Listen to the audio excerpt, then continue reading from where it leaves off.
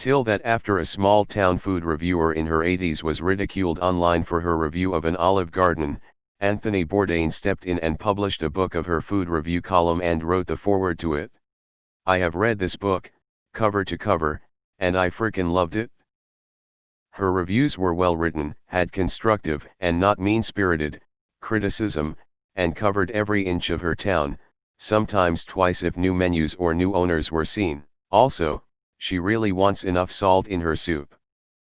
Went to school in Grand Forks and she's a well-respected writer and reviewer.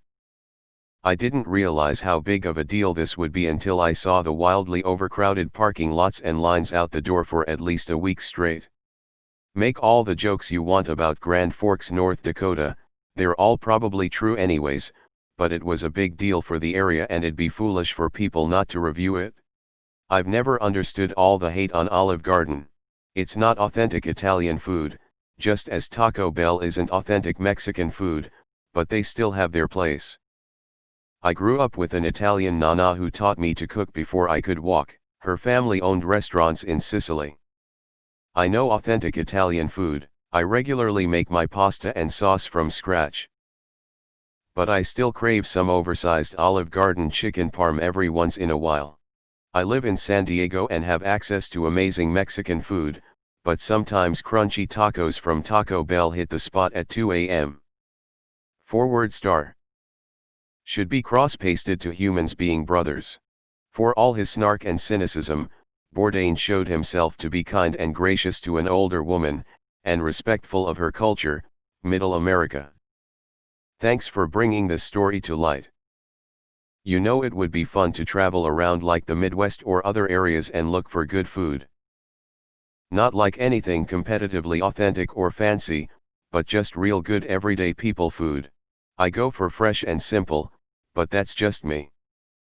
In the 80s I used to play in a band that would drive around New England playing Elks clubs, Knights of Columbus, American Legion, and dive bar gigs. The kind of trips that would kill me at my advanced age but seemed fun when 22 years old.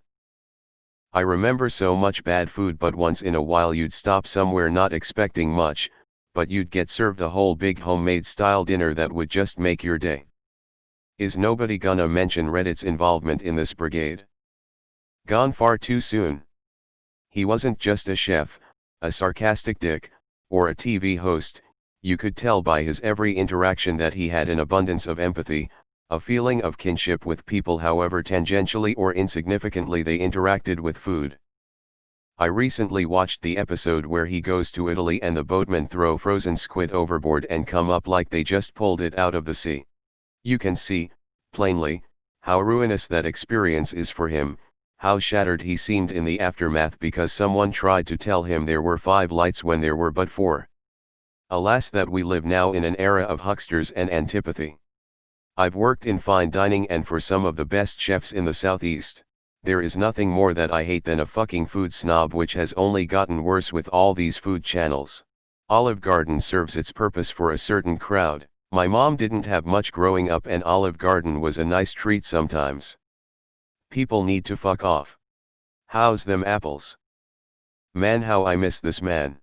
LOL, this is my town and she is a legend. Rip Tony. Some people don't understand that not every meal needs to be fine dining or casual fine dining or whatever. Sometimes you just want to go out, have somebody else make you a shitty plate of pasta, drink some house red, and be on your fucking way. Especially when you have kids or other commitments. Bourdain's forward gave me chills. MS. Haggerty is not naive about her work, her newfound fame, or the world. She has traveled widely in her life. In person, she has a flinty, dry, very sharp sense of humor. She misses nothing. I would not want to play poker with her for money. This is a straightforward account of what people have been eating, still are eating in much of America, as related by a kind, good-hearted reporter looking to pass along as much useful information as she can while hurting no one. Anyone who comes away from this work anything less than charmed by MS. Haggerty and the places and characters she describes has a heart of stone. This book kills snark dead. Why, exactly, was she ridiculed? She was a guest judge for a quick fire on Top Chef. I can't remember the season, but she was just like the sweet older lady you have in your head when reading her review. Link to the review, https://www. Grand Forks Herald. com/lifestyle/2350615 Eat Beat Long Awaited Olive Garden receives warm welcome. Bourdain was the best of people. The only time I ever cried when a celebrity died. I worked at the UG back in college, and I was surprised how much they actually make and not just reheat. They made their own pasta, back then at least, which is like 20 years. I absolutely loved working there too. I live in the sticks of ND and I would die for an Olive Garden within 2 hours of me. All we have is bar and Taco John's. Food snobs are the worst, just a misguided entitled sense of superiority and just leeches. A lot of times, when you see these foodie posts, I'm not sure if they genuinely like it or if they are just hopping on the bandwagon of whatever is trending. The worst I've seen was people waiting months on an exclusive reservation list to have deconstructed tasting at a food lab. Like their preface included a chicken parm plate with parmesan shavings, sous vide chicken breast, raw cherry tomatoes and a basil, all pretty much raw except for the chicken. These zombies need to fucking call out that the emperor has no clothes. People like food, it's natural. Let people like what they like, goddamn. Anthony Bourdain is the Steve Irwin of food. People are missing the fact that it is sad as fuck that a 1,500 location chain, Darden Group, megacorp is heralded as good for small towns or emblematic of cuisine outside of cities. No one is gonna rag on a granny who reviews the mom and pop Italian restaurant in Fargo. But let's not kid ourselves that it is depressing that small town America is somehow defined by the corporate entities that swoop in and take advantage of their large size and deep pockets to squeeze out smaller, independent establishments.